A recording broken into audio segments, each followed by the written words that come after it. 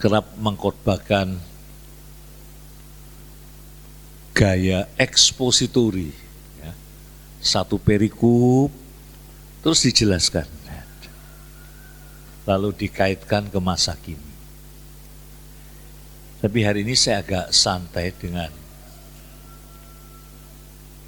khotbah yang lebih tekstual, ayat-ayat, yaitu ayat-ayat yang saya rasakan, ya, saya peroleh dari Tuhan saat saya berulang tahun, saudara. Ya,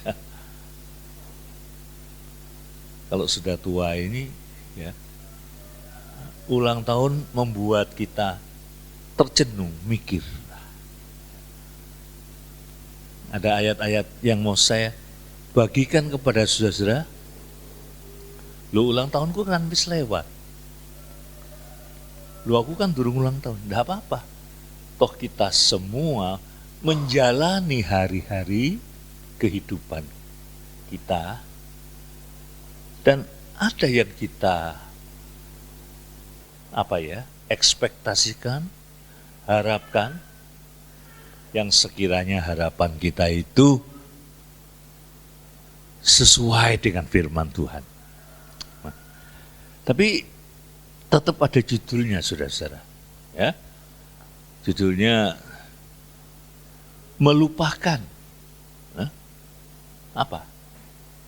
Kata Paulus, apa yang di belakangku? Berlari-lari ke depan, lalu memuliakan Dia. Itu judulnya. Melupakan.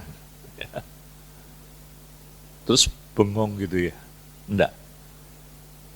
Memuliakan Dia. Mari kita mulai dengan yang pertama, saudara-saudara. Ya. Mari kita baca Filipi 3 ayat 13 dan 14. Ini yang pertama, saudara. Filipi 3 ayat 13 dan 14, ya. Kita baca bersama-sama, ya. 1, 2, 3. Saudara-saudara, aku sendiri tidak menganggap, loh,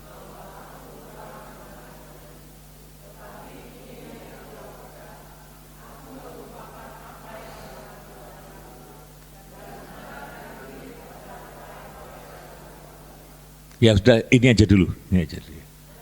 Aku melupakan apa yang telah di belakangku. Terus mengarahkan, ya, menapai, ya, apa yang di depanku. Kalau enggak gitu, boten macem-macem, saudara. Ya. Nah, apa yang harus kita lupakan di belakang kita itu, saudara. Ya. Yang pertama, saudara, ya, hal yang menyakitkan, membuat kita mengalami bitterness, kepahitan. Walaupun pernah saya bilang di khotbah yang lalu, seperti Yusuf, sekali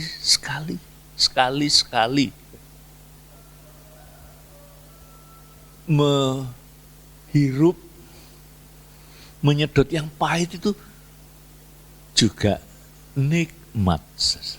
Ya. Pengkopi yang sejati itu, suka kopi yang pahit. Apa yang di belakang? Kepahitan. Hal-hal yang bitterness, pahit. Dua, hal-hal yang traumatik. Apa hal-hal yang traumatik? Pengalaman-pengalaman yang membawa kita di jurang maut. Saya pernah satu mobil dengan teman saya dan adik saya di mobil Suzuki Katana mau ke puncak memberi ceramah. Mobilnya itu rodanya udah gantung di pinggir jurang, susah. Ini jurang. Kok mental wae sih nggak ono, nggak ono kaget-kagetnya sama sekali. Banyak. Membuat traumatik. Waduh, kalau ingat-ingat itu. Pengalaman-pengalaman yang traumatik itu, saudara-saudara, maaf, membutuhkan dokter jiwa. Saudara. Karena kalau dia ingat pengalaman yang traumatik itu, dia bisa teriak-teriak, kesurupan. Bisa memukuli orang tanpa merasa bersalah.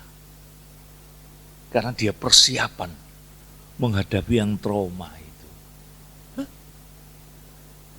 Saya pernah memimpin tim pasca sarjana UKSW pada program yang disebut post trauma healing saat Jogja gempa bumi. Itu ada ibu-ibu yang 2 minggu, apa ya, orang Jawa Tengah bilang melungu terus, tahu melungu saya.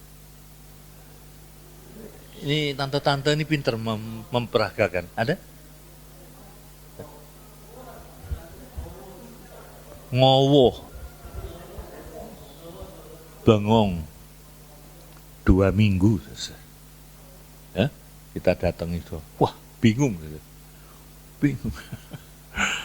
Saya telepon teman saya yang juga mengajar pastoral counseling waktu itu.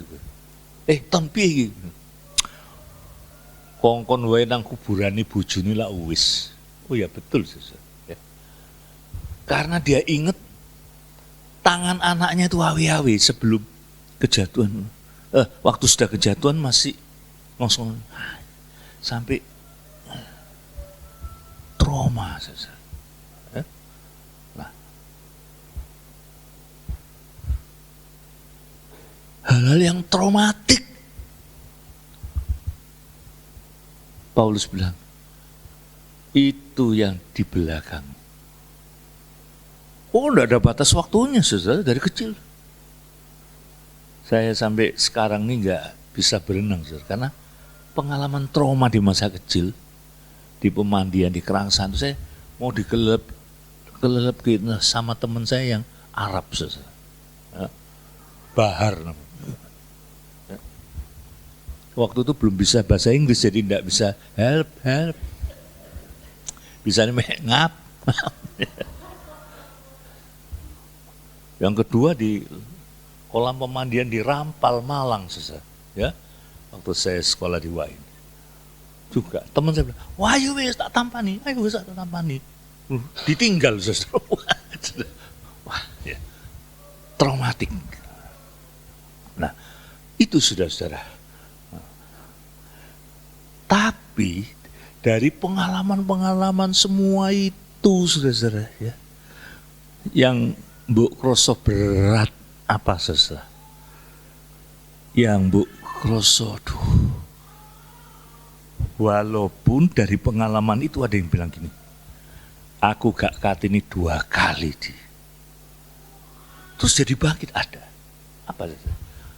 Pengalaman ditolak, dihina, direndahkan, ditolak.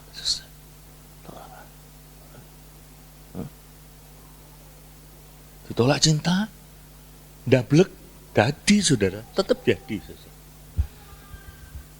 Yesus pernah ditolak kehadirannya. Di mana, saudara? Di mana? Tuh kan, kemak-kemik, penyakit kumat.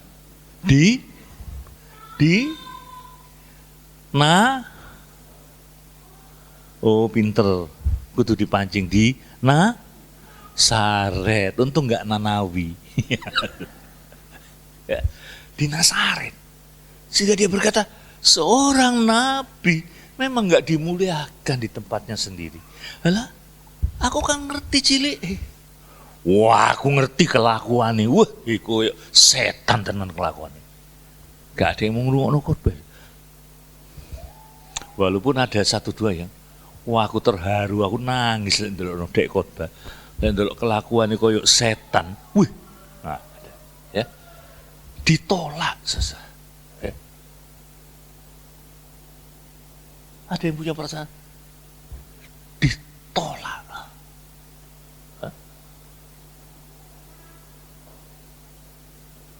Loh, saya merasakan saudara. Usia sudah masuk pensiun walaupun saya masih ngajar saudara. Ya. Ditolak itu saudara. Banyak saudara. Anak-anak muda yang kesakitan, kepahitan, kali tanpa sadar ditolak oleh orang tuanya. Nah, ditolak, terhina, itu memerlukan kuasa Tuhan. Tidak gampang melupakan, tidak gampang melupakan. Ya. Hari Rebu yang lalu PA kita tentang kecewa. Pemazmur kecewa, Mazmur 22. Allahku, Allahku, mengapa engkau meninggalkan aku? Dia merasa ditinggalkan oleh Allah, saudara. Allahku, Allahku. Terus mulai ngundat. Padahal, padahal. Aku ini kan termasuk umat yang memuji, memuliakan engkau, menomorsatukan, padahal tidak pernah absen ke gereja, tidak pernah absen persepuluhan, padahal engkau menerima pujian nenek moyangku, ada. Terus masih ingat sambungannya padahal apa saja sambungannya? Padahal. Masuk lali rek. Sambungannya. Ternyata ngeletek gini tok. Ternyata Tuhan pilih kasih. Wah. Saya juga pernah kecewa, saya paling juegel ya, saudara ya. Murid-murid saya tuh banyak yang jauh lebih terkenal.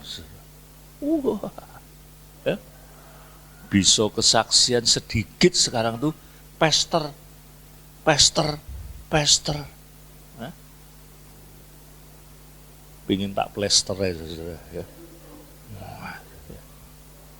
Ya. Pembawa acara itu saudara. Ngerti apa cuma modal kegagalan orang lain. Ya. Dan satu pembawa acara presenter baru 6 tahun. Saudara. Waktu ditanya, sekarang gimana? Sekarang mau beli helikopter pun bisa. Coba saudara. Ya.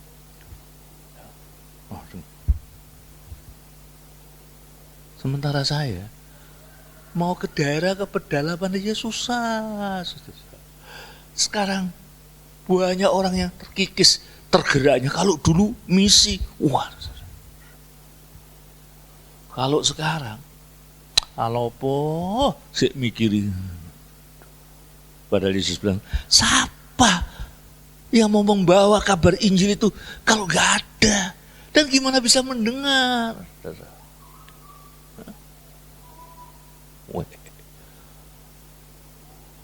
Itu saudara-saudara ya. ditolak. Nah, Paulus belajar melupakan, ya saudara, melupakan yang traumatik, hal-hal yang membunuh semangat ibadahmu.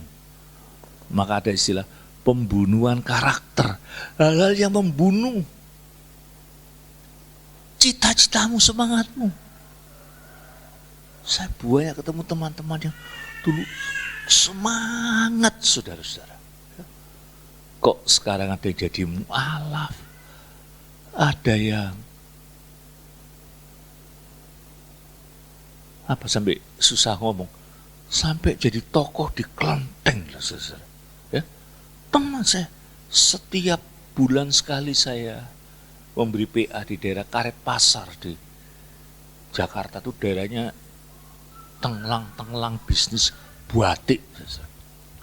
Sekolah murid saya.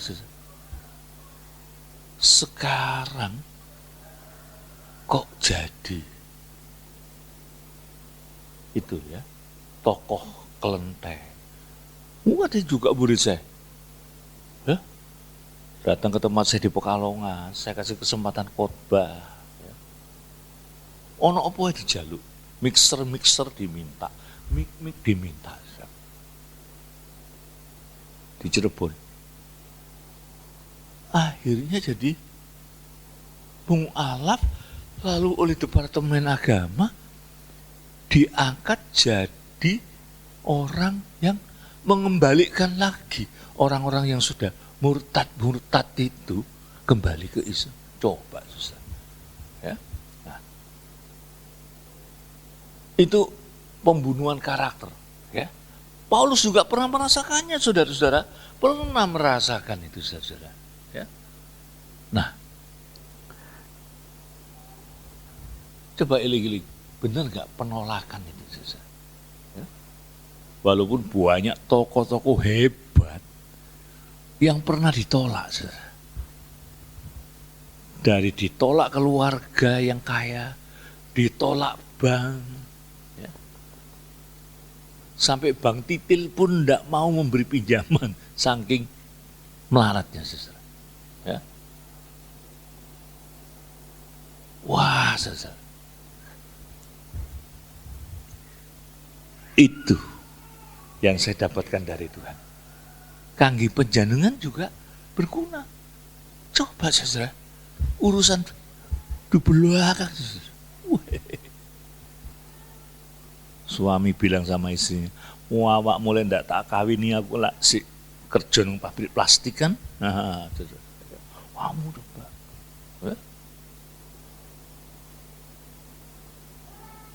Saudara, ya. Mantan presiden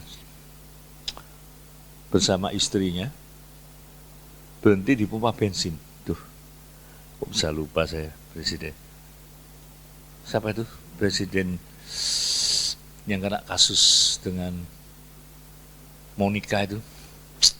Clinton, ya. Bill Clinton dan nyonyanya berhenti di pompa bensin. Hillary Clinton nyonyanya ketemu mantan pacarnya, saudara. Mantan pacarnya. Sekarang kok kerja di pompa bensin. Clinton sombong. Tuh, kalau aku ndak kawin dengan kamu ya kerja di pompa bensin. Hillary Clinton bilang, kualik mas. Kualik. Aku ndak mau dengan kamu sing kerja di pompa bensin. Nah, betul. Yang kedua, lupakan. Ya.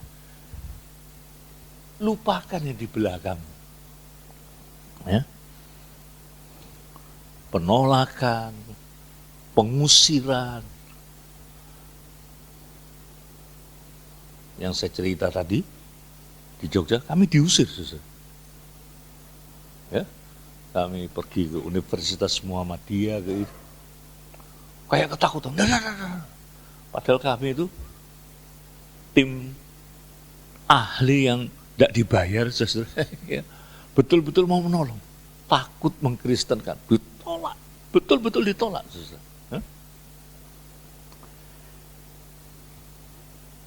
Nah yang kedua, saudara. Beda dengan Kristus. Siapa yang datang tidak akan aku tolak. Yohanes 6 ayat 37. Tuh. Yohanes 6 ayat 37.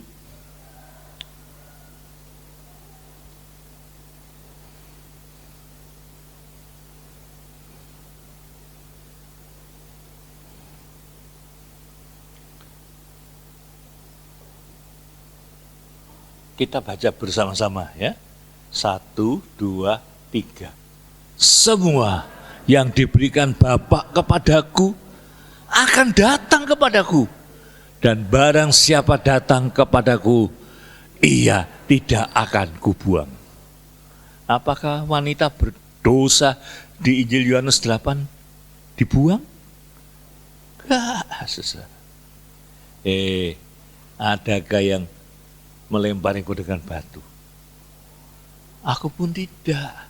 Pulanglah engkau, tapi jangan berbuat dosa lagi. Semua diterima, saudara-saudara. Pemungut cukai seperti Matius diterima. Wanita berdosa ada 4 diterima. Sakius diterima. Orang-orang berdosa. Nah, tidak akan kutolak. Bahkan ada janji dari perjanjian lama yang saya rasa pasti juga dilakukan Kristus. Aku tuh akan menyelamatkan, aku tuh akan menolong, melindungi. Ya. Coba Mazmur 82 ayat 1. Saudara. Mazmur 82 ayat 1.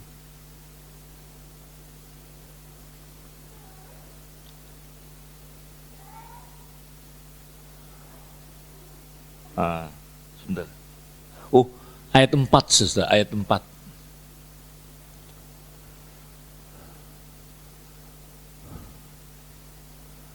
Kita baca bersama-sama lagi. 1, 2, 3. Luputkanlah orang yang lemah dan yang miskin. Lepaskanlah mereka dari tangan orang fasik. Tuhan akan meluputkan orang-orang yang lemah dan yang miskin. Lepaskanlah mereka dari tangan orang fasik, dari tangan judi online, dari tangan pinjaman online. Ada sesuatu. Ya. Luputkanlah dari orang-orang yang menguasai kita. Ya. Banyak cara. Ya. Saya ingat saya pernah diwaduli anak remaja. Ya. Yang waktu mau Jingbing dia cerita, Om bantu doa. Saya biasanya disuruh keluarga besar masak untuk dipersembahkan pada leluhur. Ya. Gimana? Dah kita saat. Tidak lama dia kasih tahu. Mamanya bilang sama koko-kokunya sama saudara, lu buk nyuruh arek itu. Dia itu sudah Kristen, biar nota. Ada loh saudara. Beno, cek be orang Kristen biarno. Dia datang, saya puji Tuhan. Tuhan melepaskan dengan cara Tuhan. Ojo pakai caramu, hancur-hancuran. Pakai caramu. Gelibet gitu tok, gali lubang, tutup lubang. Itu tok. Ya. Luputkanlah. Jadi datang kepada Tuhan enggak cuma diterima, dilindungi, diluputkan. Ya. Diayomi. sekarang dibapai pembapaan. Banyak loh saudara. Tugas kita itu membapai pembapaan. Jadi orang ke gereja itu ada tugasnya, bukan cuma wah bosen nih gerejanya awak dewi. Aku lihat orang gerejanya awak dewi ngantuk. Hati saudara. Bu didatangi Benihin di tempat ini, lek hatimu ndak connect be Tuhan. Akhirnya Benihin ini dhewe melok ngantuk, saudara. Diluputkan. Karena itu kita tuh jangan, orang Jawa bilang gerusa-gerusu. Jadi Kristen ndak anteng. Kristen lari terbiri-biri sana. Wah. Tahun 80-an zamannya itu saudara ya. Ada kelompok Majalengka, kelompok Tangerang, cari suara Tuhan, cari kepenuhan roh. Eksesnya tidak bagus. Saudara. Saya sebagai anak muda waktu itu ya sempat, waduh, wah tenang. Ngejar nubuat, ngejar yang spektakuler, wah. Ya. Ada penginjil yang saya lihat Yesus datang. Kakinya yang satu ada di timur, yang satu di Jakarta. Malah jomplang. Yang aneh-aneh. Senang. Wah. Lihat. Dapat penglihatan. Wah, senang. Ya. Ada yang lihat Hanuman putih. Ada yang lihat. Jebule kakean maca buku silat saudara ya. Waduh. Kejar itu. Nah. Tenang saudara ya. Coba satu ayat lagi saudara ya. Mazmur 37 ayat 7. Kita disuruh apa saudara? Mazmur 37 ayat 7.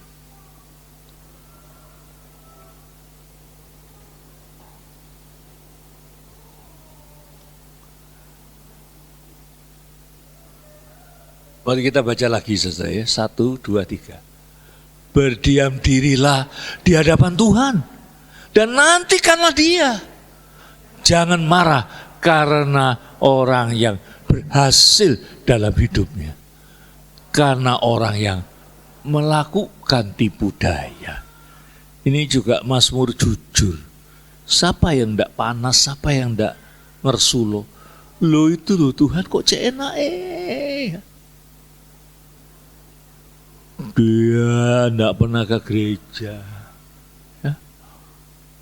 Kalau diminta sumbangan Natal jawab, wis engko tak tutup golek osik. Tidak pernah nutup, wong selalu kelebihan. Ya. Wong akal-akalan tok. Ya. Berdiam diri di hadapan Tuhan. Oh, itu jangan diputus. Di hadapan Tuhan, di dalam Tuhan. Waktu Paulus berkata kepada jemaat di Filipi, mengucap syukurlah senantiasa. Lek dipotong sampai situ tok. Tidak bisa. Tapi mengucap syukurlah senantiasa. In Kristus. Di dalam Tuhan. Oh, ini yang buat bisa. Di dalam Tuhan. Mengucap syukur senantiasa. Anak saya divonis leukemia. Anak saya gak naik kelas, anak saya ditangkap polisi, suruh mengucap syukur. Wis gendeng ya benda itu.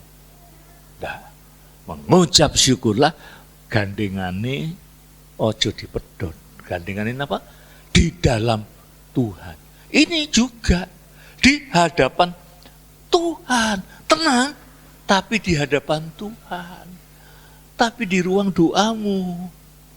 Tapi dalam hatimu, tenang. Ya? Betul, saudara-saudara.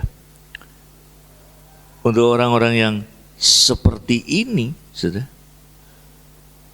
Apa tadi? Dia akan bertindak, tenang. Jangan marah. Kita kerap kali marah ya, saudara. Ya seperti tadi saya. Kok cek enak yuk. Apalagi kalau kesaksian. Weh. Dari zaman dulu munculnya HP, dapat HP baru, waktu itu harganya puluhan juta, sampai tiket pesawat, kok cek enak ya. Iri gitu saudara. Tetap di dalam Tuhan. Nanti jenengan akan merenung. Aku ternyata dapat lebih dari benda, dapat lebih dari jalan-jalan. Betul. Ada teman saya menghadiri satu persidangan, pendetanya yang khotbah itu tadi, pendeta sukses semua, gampang, ulang tahunnya dapat kunci kontak mobil, saudara. Rolls Royce, saudara. Rolls Royce, coba, saudara. Terus semua pendeta-pendeta kampung itu dimarahi. Kamu sih mentalnya ruko, ya dapatnya ruko. Banyak pendeta pulang dengan hati kecewa, saudara. Akhirnya ada pendeta di desa, pendeta di pedalaman tiru-tiru. Di pedalaman Sumba mintanya mobil mewah. Butuhnya jaran, butuhnya kuda. Tidak dikabulkan oleh Tuhan, stres. Itu dia, berdiam diri.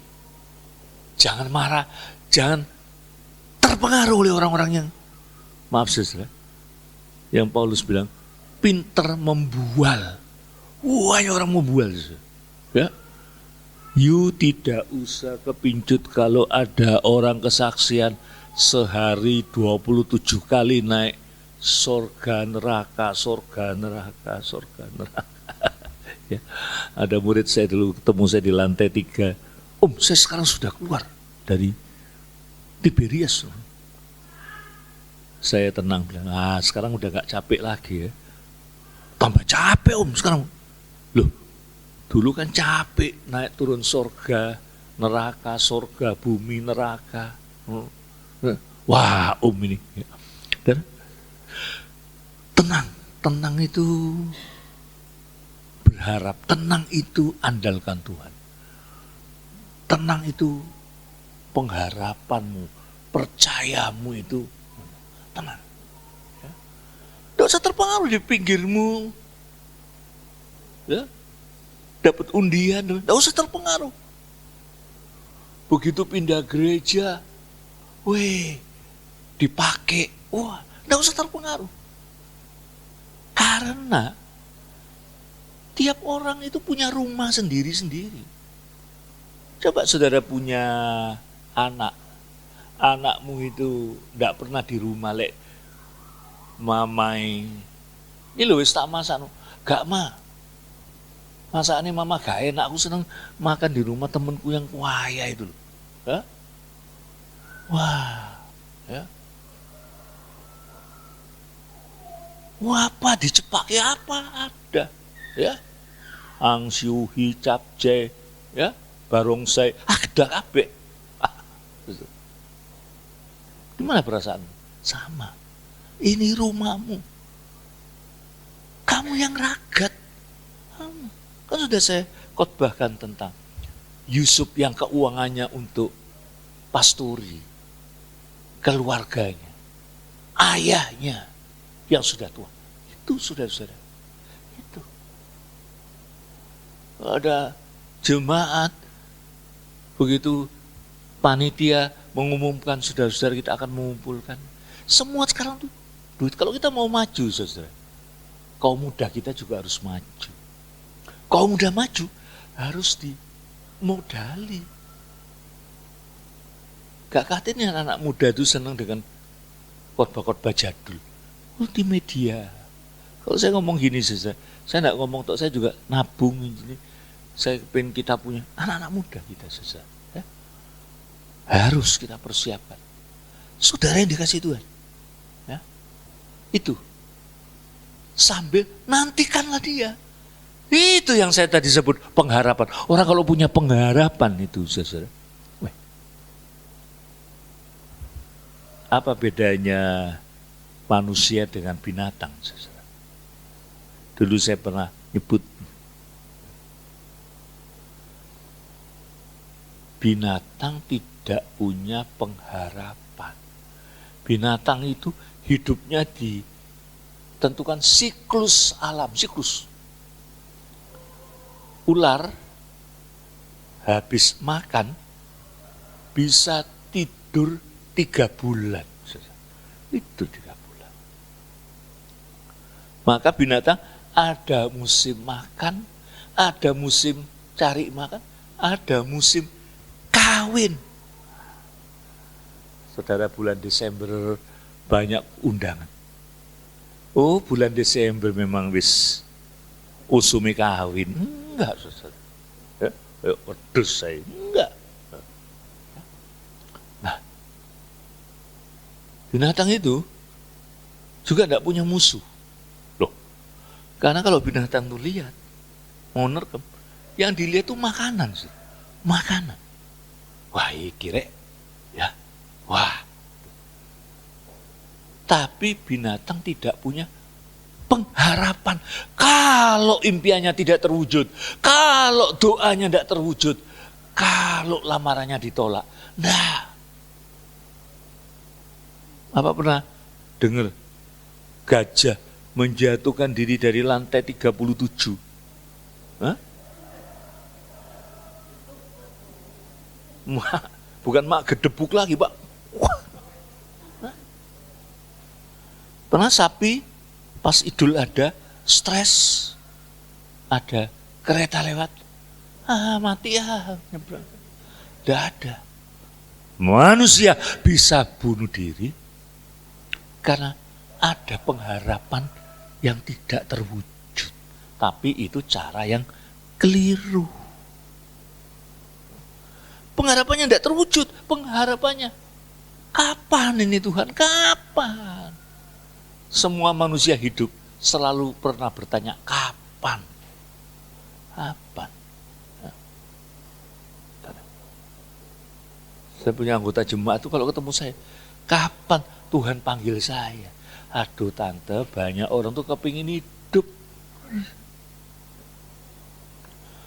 Kalau ada temannya meninggal, dia yang bayangkan kalau dia ada di dalam peti mati. Andai kata saya yang di situ, gendeng, saudara. Ya? Nah, apa yang terjadi, saudara? Ya? Cik ojo guyu terus, aku jadi kelalen. Lihat dulu awakmu guyu. Weh, saudara-saudara, ya, itu tenang. Manusia punya pengharapan. Pengharapan. Nah, itu. Kita punya pengharapan. Maka tadi betul, ayat tadi coba lagi. Ya.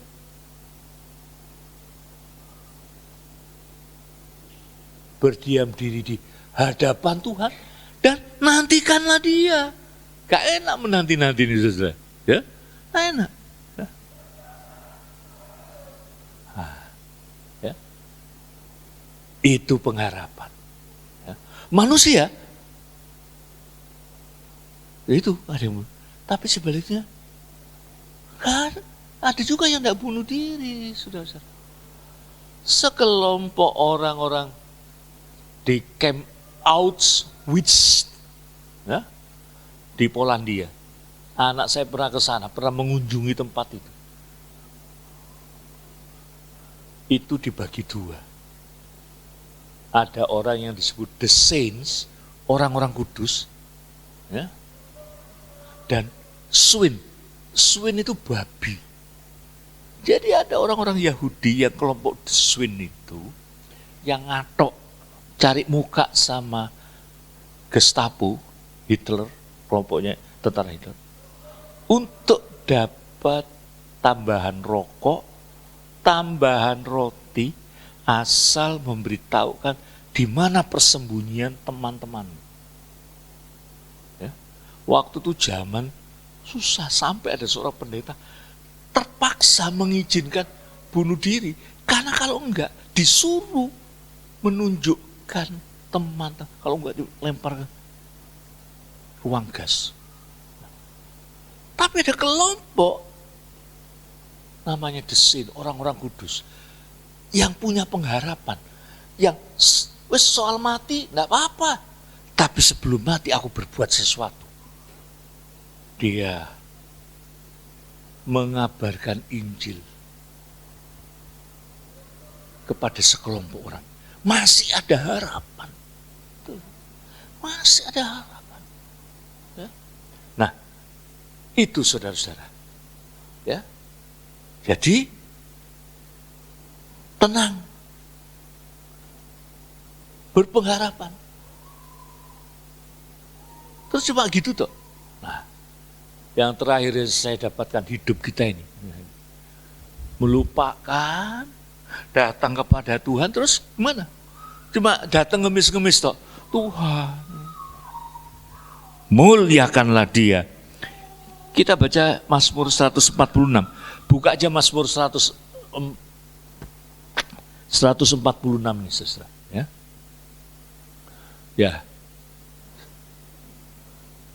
Sedikit lagi kita usai ya. Mazmur 146 ya. Udah mulai ayat 1 aja ya. Nah. 1, 2, 3 kita baca. Haleluya. Pujilah Tuhan, hai jiwaku. Hah? Ini yang benar, saudara. Ya. Haleluya. Ojo ketatap tembok lata. Haleluya. Pujilah Tuhan. Ini hidup kita. Memuji Tuhan. Ya, terus. Ini. 1, 2, 3. Aku hendak memuliakan Tuhan selama aku hidup dan bermasmur bagi Allah selagi aku ada. Ini saudara-saudara, tidak cuma bengong, tidak cuma bejone awak dhewe iki pujiane kok lemes yo. Bejone awak dhewe kok lagune jadul terus ndak gitu. Kalau pemasmur bilang nyanyikan ada nyanyian baru, itu bukan notasinya yang baru, syairnya yang baru, jiwamu yang baru.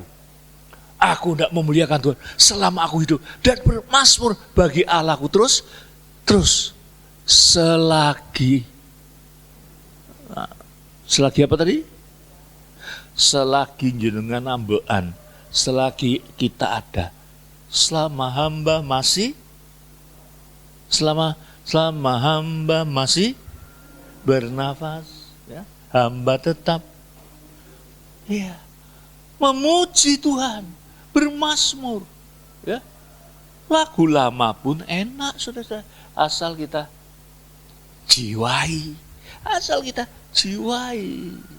Saya kalau doakan cim-cim, doakan orang sakit, ya, pakai lagu lama, lebih meresep. Tuhan Yesus tolong, ya.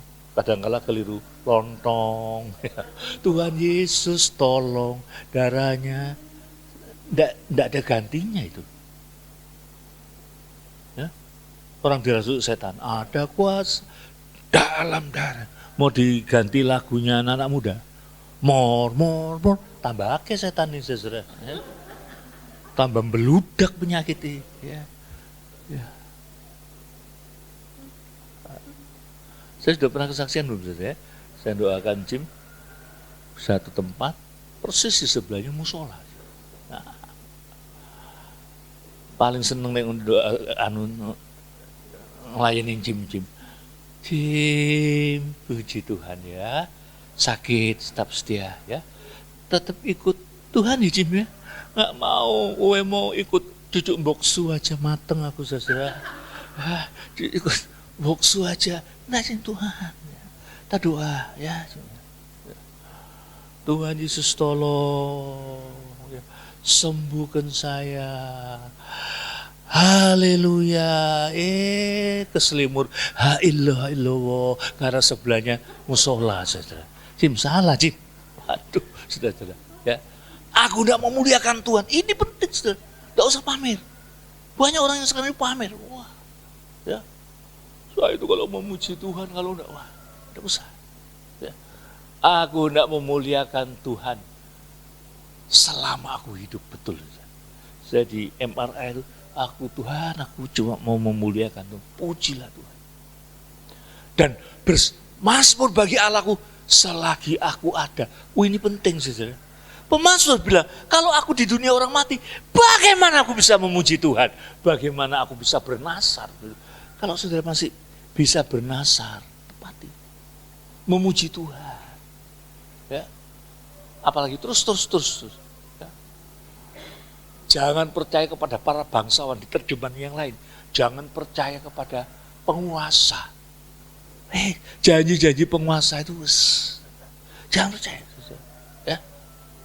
Percaya juga pada pimpinan gereja, pada ya, ada Tuhan. Ya. Yang tidak dapat memberikan keselamatan. Kristuslah yang memberikan keselamatan jiwanya. Ya. Kalau dia memberkati, tangannya memberkati, saya sudah kerap kali bilang, itulah tangan yang tersalib, terpaku di salib, terpaku di salib. Sementara tanganmu, tangan yang mau bersih. Tanganmu, tangan kekerasan. Tanganmu yang suka nuding orang. Kalau nuding 1, 4 jari kemana saja? Ke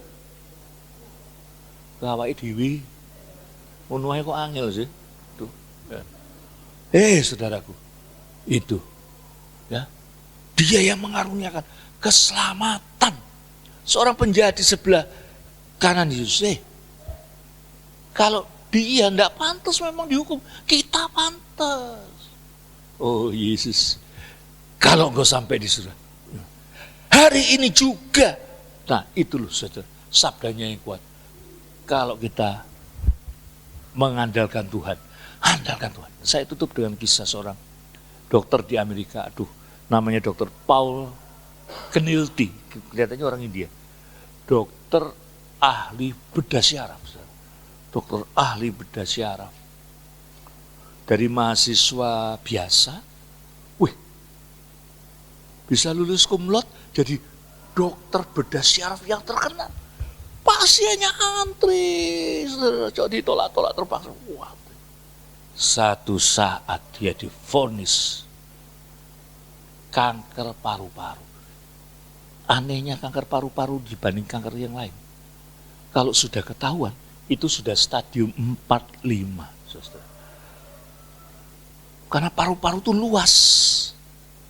Ya. Seringkali nggak kedeteksi. Ambruk seluruhnya. Saudara. Dari dokter terkenal yang seringkali jual mahal ya kalau lagi terkenal. Ya. Dokter kalau terkenal itu kan nyengit saudara ya. Ngungit. Ya. Pernah di Jakarta saya sama teman nganter maminya kena cancer, dokter terkenal. Jawab itu seperlunya saudara. Jawab seperlunya. Kan sudah tak bilang. Sekarang dia jadi pasien. Terpuruk. Sedih. Sudah hancur rasanya saudara. Hancur. Apalagi cancer paru-paru. Ya. Cancer paru-paru. Ya. Wah. Sama istrinya dia cuma nangis di kamar. Udah kayak orang mati. Tiba-tiba jadi kurus tulang. Tiba-tiba suara Tuhan, cara Tuhan beda. Dia kok baca Yeskiel 37 ayat 4. Yeskiel dibawa oleh Tuhan ke lembah, isinya tulang. Nabiku, apakah aku bisa membuat mereka hidup kembali? Ya, pasti terserah Engkau ya Tuhan. Dia diingatkan Tuhan. Tulang. Tetap ada tanda kehidupan. Di balik tulang orang mati. Ada. Aku pun. Vonis dokter. Ada kehidupan. Ya, berserah. Ada dan sembuh. Lalu dia menulis buku. Judulnya From Breath, dari nafas ngap tersesat. sampai kepada air, udara. Udara bersih. Kau mengucap syukurlah untuk udara bersih, saudara. Mengucap syukur kalau kita masih bisa tapi jangan enak-enak, sebab firman-Nya berkata, biarlah yang bernafas memuji, memuliakan Tuhan. Amin, saudara. Mending iki akeh sing ngomong. Amin, saudara. Padahal aminmu kompak, pulang nih, saudara. Amin, saudara. Mari kita bangkit berdiri. Haleluya.